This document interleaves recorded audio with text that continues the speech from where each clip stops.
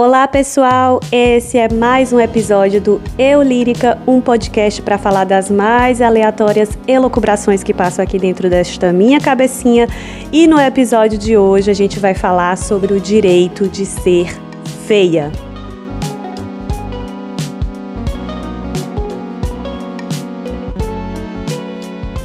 Gente, um dia uma criança de 6 anos chegou pra mim numa fila e disse assim: Tia Xanda, eu preciso me desconstruir muito. Pra quem não sabe, né, gente, a FIC aí da Tia Xanda, esta mulher magnífica que está na internet há muito tempo falando sobre body positive e várias outras coisas importantes. Ela é maravilhosa e além dessa fic maravilhosa da Tia Xanda, Alexandrismos aí, pra quem não sabe, pesquisa aí no YouTube, no Google, que ela é youtuber aí há muito tempo. Ela é bem daquela época, quebrando tabu e etc. E aí ela escreveu um livro chamado Pelo Direito de Ser Feia. E esse título, gente, é, assim, maravilhoso. E eu acho que a gente precisa, assim, urgentemente falar sobre o direito de ser feia. E não é à toa. Eu vim nesse episódio de hoje feia. Porque, gente, eu fui pra academia de manhã, depois saí pra almoçar, enfim, do jeito que eu tava mesmo, e voltei pra casa. E eu tinha que trabalhar, né, fazer prova, elaborar prova. Inclusive, eu tô pra gravar esse podcast faz muito tempo, justamente por conta dessa questão das provas, né, que eu tô corrigindo as provas da etapa passada e elaborando as provas da próxima etapa.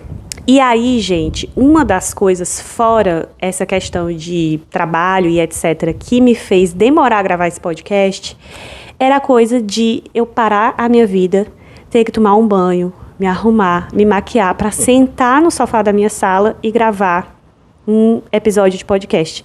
Isso me desanima muito, gente. Vocês não têm ideia. E aí, assim, no meio de todas as outras obrigações que eu tenho que fazer, quando eu penso no esforço que eu tenho que fazer para me arrumar, aí eu já digo assim, ai não, hoje eu tô muito cansada, não vai dar. E aí eu pensei, não tem nada mais coerente do que eu fazer um episódio sobre isso, feia, né, gente, desarrumada, eu não tomei banho, cheguei da academia, fui trabalhar, já elaborei 2 provinhas e tô aqui, sem maquiagem, quer dizer, tem um pouquinho ainda, não vou mentir, mas sem batom, suada ainda, meio... o cheirinho tá mais ou menos, com essa roupa aqui meio paia, né, de academia, mas é isso. Então, entrando de fato aí no assunto em si deste podcast, vou pegar meu caderninho, porque se não tiver isso aqui, gente, vai longe o negócio. Eu comecei a pensar sobre esse assunto há muito tempo atrás, porque uma das coisas que, assim, sempre passou pela minha cabeça era o quanto para mim era importante estar completamente despida e despojada de qualquer artefato, ornamento e artificialidade que eu preciso utilizar e performar para ir para o mundo fora da minha casa. Quando eu chego traduzindo tudo isso, quando eu chego na minha casa, eu gosto de me sentir assim, nível moradora de rua de feiura, né? Meu marido, coitado, ele que lute. Ele reclama às vezes, mas é sobre, meninas, eu não tenho condição. Parece que quando eu chego na minha casa, eu preciso estar nesse lugar de totalmente à vontade, sem me preocupar absolutamente nem um grão com o olhar do outro.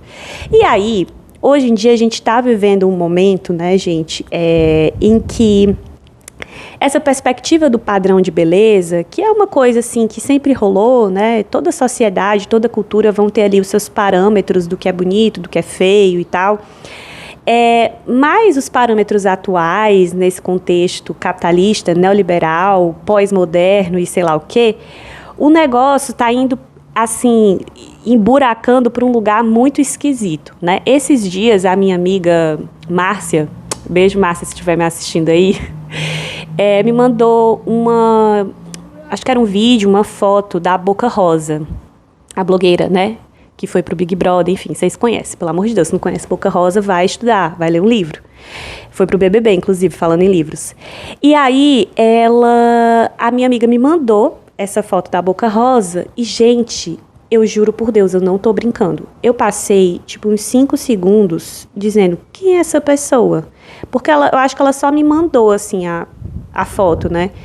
E aí eu fiquei uns 5 segundos olhando, valha, gente, a boca rosa desfigurada de procedimentos estéticos. E assim, gente, quando eu digo desfigurada, não necessariamente ela está feia. Ela só não é mais ela, entende? E aí eu fiquei, gente do céu. E aí me lembrei da majoritariamente mais polêmica de todas, rainha dos vários rostos, inclusive ela fez aquele álbum Versions of Me, né? Exatamente sobre isso, né? Com várias cabecinhas dela lá, com rostos diferentes, que é a Dona Anitta, né? Que é a rainha de fazer procedimento estético, fala muito abertamente sobre isso, diz que não está nem aí, é isso mesmo, vai mudar a cara dela quantas vezes ela quiser. E tá tudo certo, Anitta, não tô aqui para julgar isso. Mas a questão não é sobre a escolha pessoal da Anitta, é quando a gente olha o fenômeno de forma ampla e vê o quanto as pessoas estão ficando desfiguradas com esses procedimentos que a gente chama hoje em dia de harmonização facial. E quando a gente pensa em beleza, né, gente, assim, historicamente, a beleza ela teve durante muito tempo relacionada com essa ideia de harmonia e proporção, né? Essa compreensão ocidental que vem lá dos povos greco-romanos, né? De que a beleza está ligada a esse equilíbrio, né, nas proporções e essa medida perfeita, que aí a gente vai chamar de harmonia, né? Mas eu começo a me perguntar, harmônico é necessariamente algo que segue uma proporção equilibrada. Porém, harmônico não é o que segue um padrão, mesmo que de certa forma exista um parâmetro que se deve seguir para se estabelecer uma harmonia e um equilíbrio.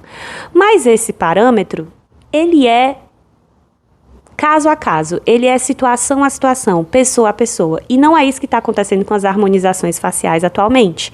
Então as pessoas, quando elas pensam em lá e se harmonizar e fazer os procedimentos estéticos, elas não estão pensando na harmonia segundo os próprios parâmetros das suas linhas, formas, enfim, né, das características próprias que formam aquela pessoa. Ela tá só, tipo assim, eu quero que meu rosto fique assim, mesmo que meu rosto não tenha nada a ver com isso, mesmo que eu não seja essa pessoa, é esse o rosto que eu quero ter.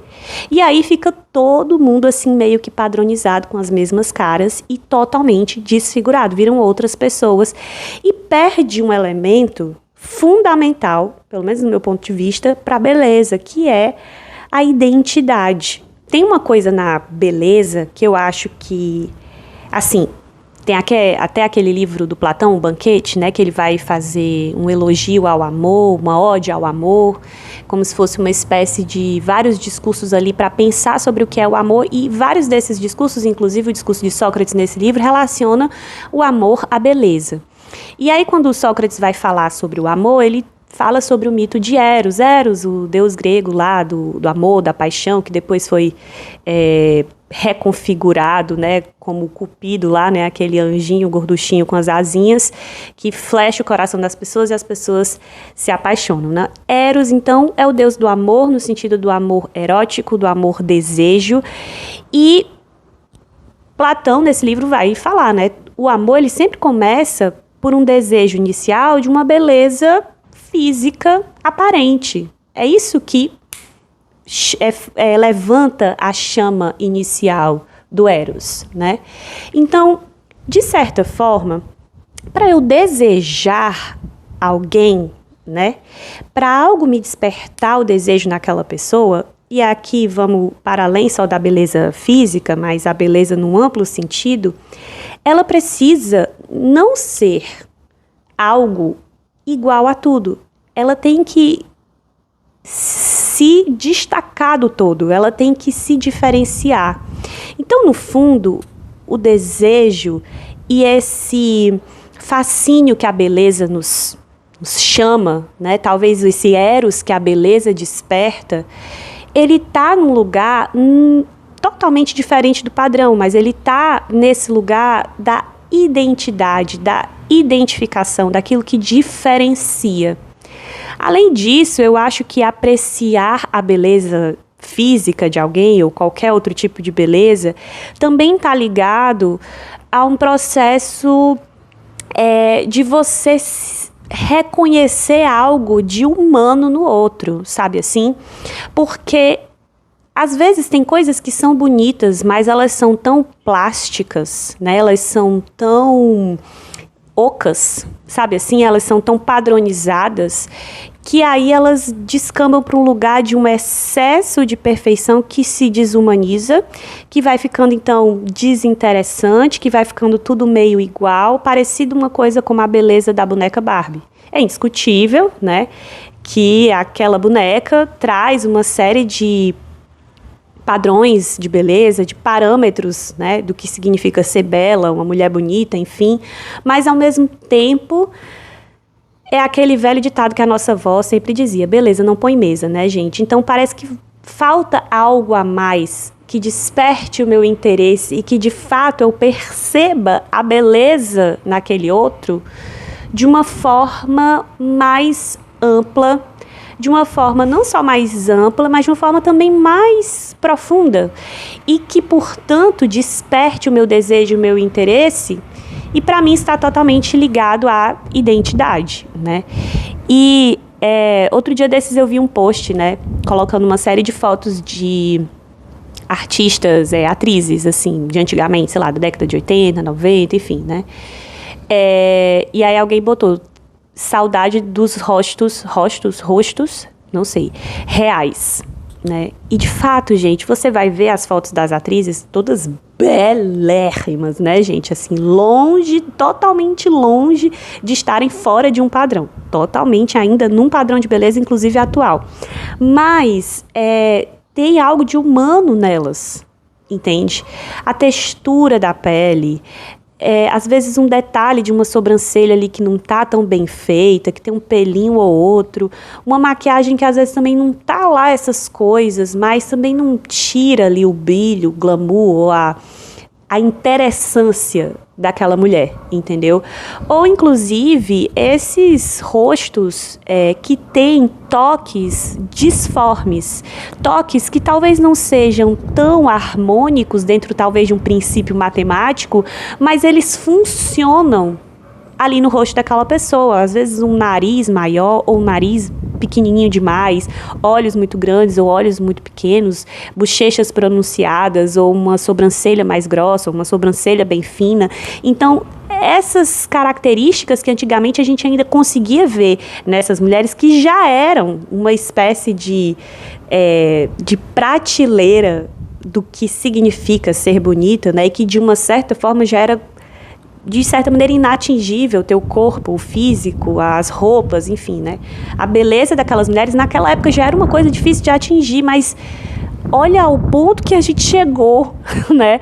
Da gente olhar para esse rosto dessas mulheres de algumas décadas atrás, não tanto tempo assim, né? E a gente já dizer, nossa, mulheres reais, sendo que elas já não eram tão reais assim na época, entende? Elas já eram algo acima do senso comum, né? Vamos dizer assim. Outra coisa também que eu vi esses dias que eu achei fantástico, que eu vi uma frase da Miúcha Prada falando que moda é para quando a gente está feliz. E eu fiquei pensando nisso, quando eu abri, era um perfil que fala sobre moda e etc. É um perfil bem legal, só que eu esqueci agora, senão eu passava aí o arroba para vocês.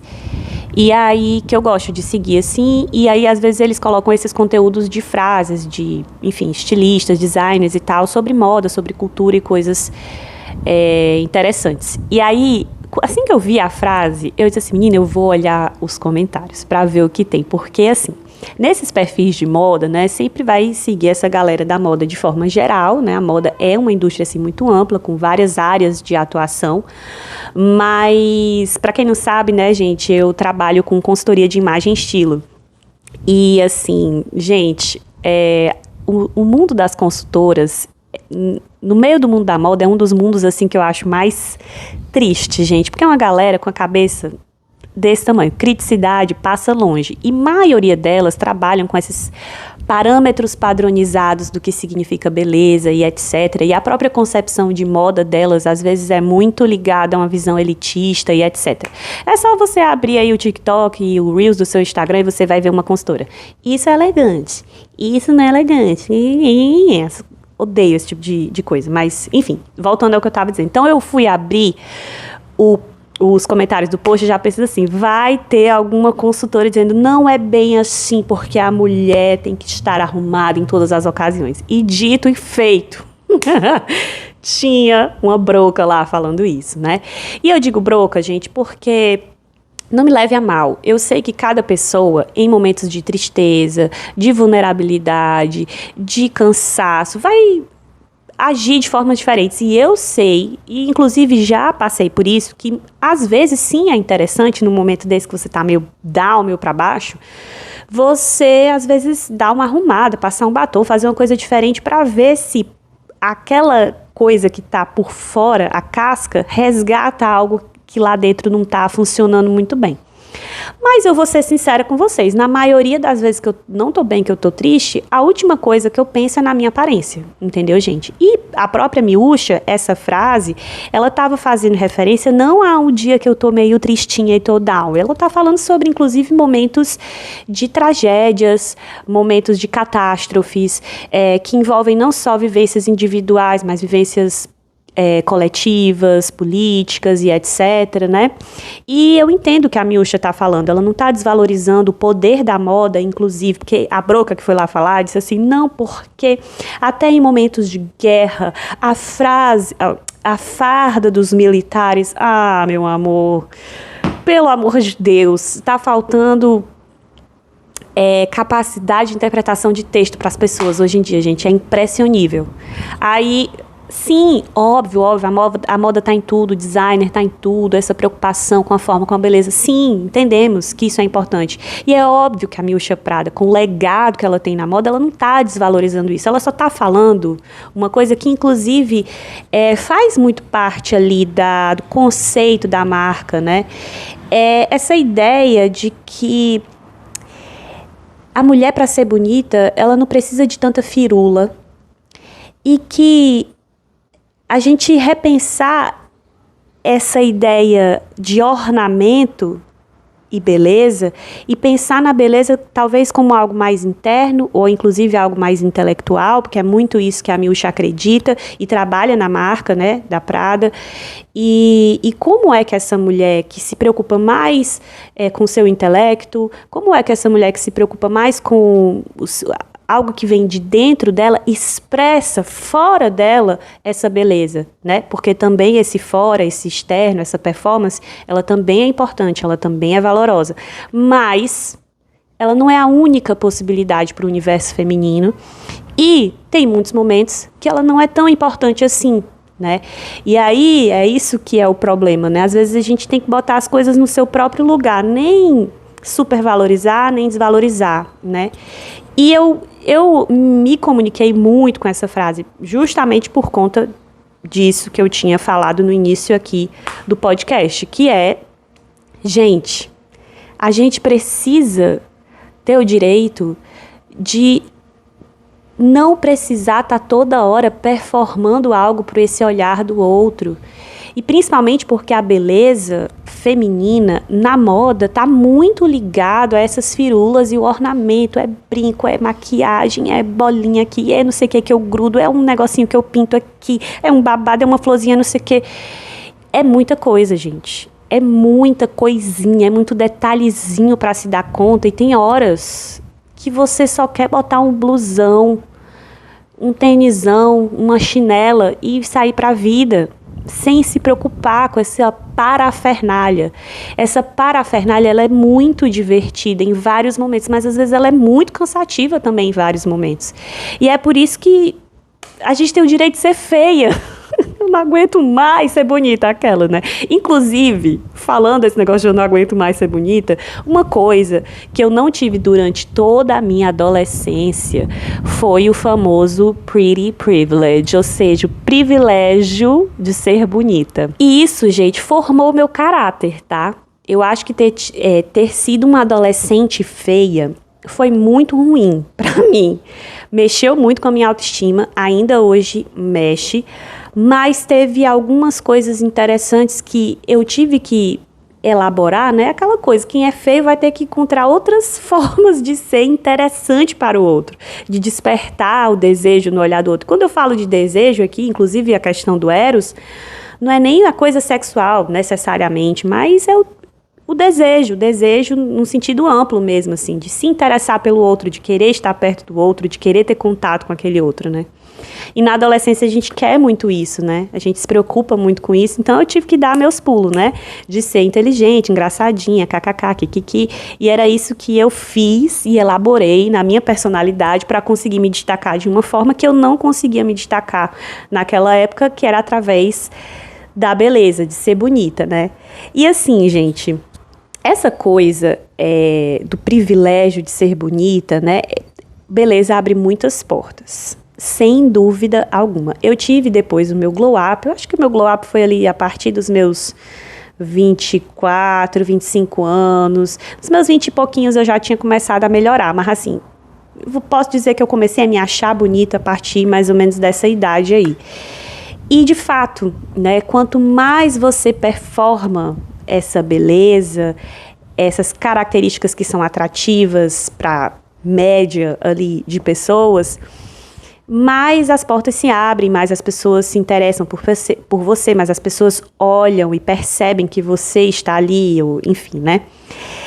Mas, ao mesmo tempo, a beleza é uma espécie de maldição, né? Até porque eu não tô querendo aqui fazer aquela linha assim, não, porque nós, bonitas, também sofremos muito. Mas existe um pouco de... quando uma mulher é muito bonita, que não é meu caso, tá? Não tô querendo me colocar nesse lugar, mas quando uma mulher, tipo, é excessivamente bonita, sei lá, uma Gisele Bündchen da vida, sei lá o quê, ela também vai precisar se provar de outras formas, né? Porque parece que a beleza dá uma encandecida no olhar das pessoas e aí a pessoa fica reduzida só a ser bonita, entende? E para além disso, saindo dessa vivência de mulheres muito bonitas, homens também, enfim, eu acho que até essa coisa mesmo, assim, do dia a dia, de você estar sempre arrumada, como eu disse, putz, que preguiça de gravar esse negócio, porque não dá para parecer aqui feia. Aí depois você pensa, por que não dá? Né? Porque eu prometi beleza. A partir do momento que eu sempre apareço maquiada ou arrumada, eu estou prometendo beleza. E as pessoas vão me ver num outro estágio, aí vão dizer, o que aconteceu aqui, né? Qual o problema dela? A bichinha tá anêmica, passando mal, tem uma gota de sangue na boca. Não, é porque não era sangue, era batom. Então, assim, essas expectativas que se geram e às vezes vai ficando pesado, entendeu? Performar isso. Uma outra coisa que eu queria comentar também, eu botei no meu caderninho, é sobre... Uma coisa que eu queria deixar bem claro aqui, eu não sou a favor dessa ideia de beleza natural. Em que sentido? Eu acho que toda beleza é artificial. Toda beleza é artificial. Porque a percepção de beleza é um conceito criado pela gente, né? E, então, se é um conceito, é uma perspectiva simbólica. É artificialmente criada essa percepção, esse julgamento. Esse julgamento, ele é construído a partir de parâmetros que nós mesmos estabelecemos. Então, toda beleza é artificial, né? E, portanto, a gente vai se utilizar de vários recursos, né? De uma maquiagem, como eu falei, da minha boca sem sangue, né? Naturalmente. Aí eu boto um batonzinho e fica vermelhinho e todo mundo jura que eu sou coradinha natural. Ai, eu tô toda coradinha natural com meu blushzinho que ninguém percebe. Não tenho olheiras. Tenho olheira. Não tenho um pingo de sangue na boca. E não sou corada, porque minha pele é oliva, gente. Então, assim, eu nasci, como minha avó dizia, cor de bocha de galinha. Ai, Senhor. Então, é assim, minha cor é sempre como se eu estivesse, assim, passando mal, com a minha pressão baixa, algo do tipo. Então, tudo é artificial. Essa maquiagenzinha que a gente usa, um brinquinho que a gente fura, até um procedimento estético, que eu não sou contra procedimentos estéticos, nem botox, nem preenchimento, nem plástica, nem nada do tipo. Eu só acho que tudo que a gente vai fazer na gente, né, e tudo mais, a gente tem que pensar um pouco para que caminho aquilo está levando a gente e, ao mesmo tempo, a que interesse exatamente isso está colocando a gente a serviço, né? E se, de fato, no conjunto disso, está fazendo sentido para a gente estar bem e tá tudo certo, né? E aí, por isso que aí eu faço a minha crítica com relação a esse excesso, vamos dizer assim, de artificialidade hoje em dia, mais por esse caminho, né? Mas não para dizer, tipo, porque a mulher bonita é uma mulher natural. Não necessariamente, porque não existe nada natural no que se refere à beleza. Sempre tem algo de artificial nela. Inclusive, pensando aqui, essa própria coisa de você poder ser feia em casa, né? De você, sei lá, chegar e ficar toda cagada. Aí eu fico pensando, né? Eu sou eu quando eu tô em casa e, ao mesmo tempo, me dispo daquelas coisas que sou eu, mas não sou tão eu assim. Eu não sei até que ponto, gente, eu juro pra vocês, eu não sei até que ponto toda essa parafernália que eu me preocupo em usar, se não tivesse obrigatoriedade mesmo de usar, será que eu usaria? Será que eu não fui criando mecanismos de autoconvencimento, de passar a gostar de certas coisas ligadas a esse universo da beleza e ver significado de uma forma mais interessante, legal e divertida, porque eu preciso disso, porque socialmente ser mulher é isso, né, gente? Existem essas exigências pra gente. Até que ponto, então, eu faço tudo isso pra mim ou pros outros, né? Então, quando eu tô em casa, eu tô assim... Olha que eu não tô no meu 100% da feiura, juro pra vocês, gente. É porque o negócio é brabo mesmo. Mas quando eu tô em casa me sentindo feia, eu tô me sentindo feia, mas ao mesmo tempo eu tô livre. Eu nem tô me preocupando se eu tô feia, né? Eu só tô sendo eu. Totalmente confortável, totalmente despreocupada com todas essas outras questões e me preocupando com outras, né? Mas despreocupada dessas questões da minha aparência, né?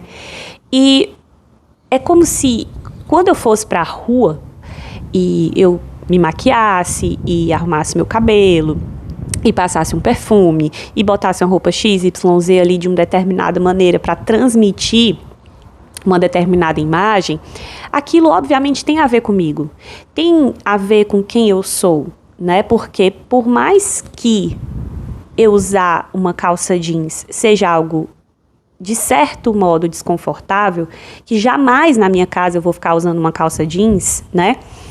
Mas eu vou usar a calça jeans que não é tão desconfortável assim para mim, com a modelagem mais frouxinha e etc, porque aquilo diz sobre mim, diz o quanto o conforto é importante para mim. Então, se eu for usar um jeans, eu vou usar o jeans que tem a ver comigo, com o meu gosto, com a minha personalidade. Vocês, enfim, espero que vai dar para entender o que eu tô falando aqui. E aí, parece que todas essas coisas que a gente usa, essas parafernálias da moda e da beleza, elas são camadas de você mesmo para proteger você. Não é interessante isso, né? Porque é você. É você, né? O modo... Lia, não, mas você, por exemplo, tem olheira. E aí a maquiagem esconde a sua olheira. Tá, mas não é só sobre esconder. É também sobre o modo como eu construo esse rosto quando eu me maquio. Então, vou dar um exemplo. Eu sou uma pessoa que eu não sou muito assim de me maquiar, não. A única coisa que eu faço é eu passo um hidratante no rosto, passo base, um pouco de pó aqui embaixo, um batonzinho, cor de boca, geralmente, né? E é isso. rímel tem que ser assim, quando eu vou para um grande evento, e blush nem se fala ainda. Então, a maneira como eu construo meu rosto é essa. Outras mulheres vão construir o rosto com a maquiagem de outras formas, usando outros paramentos ali. Então, sou eu nesse quesito, mas um eu diferente. Um eu que está escondendo algumas coisas para mostrar outras, para aparecer de outras formas e, ao mesmo tempo,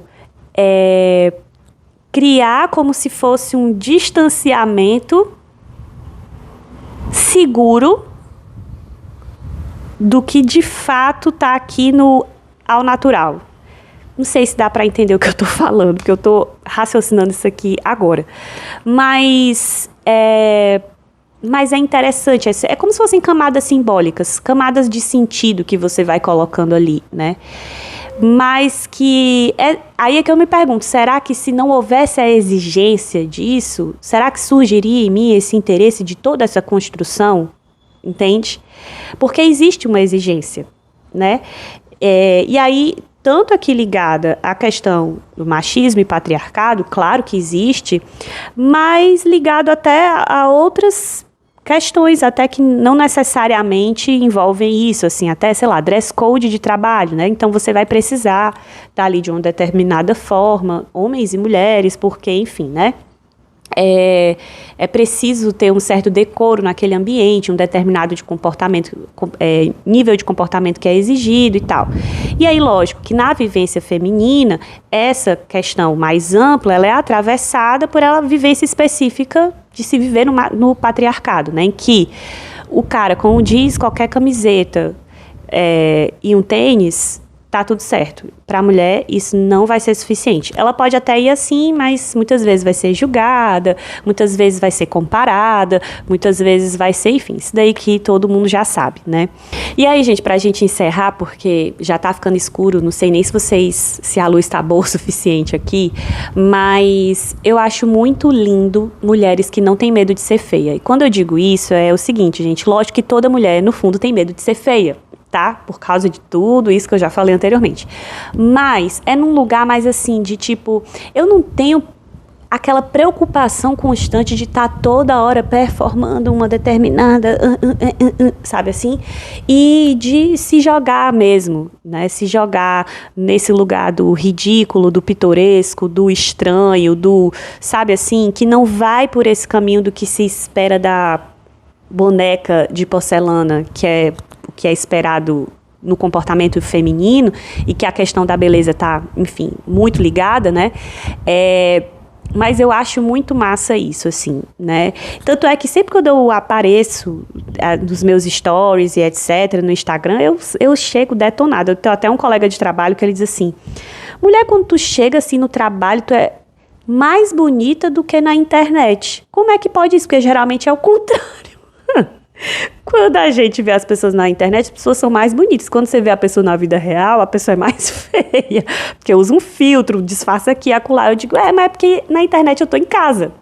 Quando eu faço os meus stories, eu tô em casa. Tô sendo eu, com as minhas imperfeições e foda-se, né? E eu acho importante a gente, vez ou outra, se permitir estar nesse lugar.